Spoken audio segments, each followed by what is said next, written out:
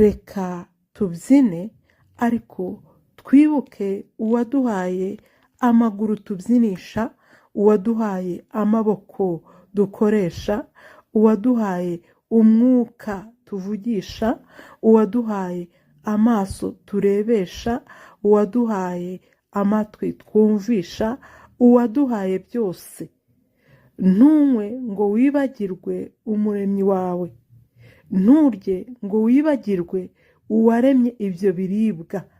Imana yaremye ibyo biribwa ikagenera umuntu ubwoko bwose bw'ibiribwa byafasha umuntu kubaho, yemwe tukabasha no kubishyira mu byiciro, tukavuga ngo hari indyo yuzuye, tukavuga ngo hari indyo yuzuye, hakaba n'indyo ituzuye.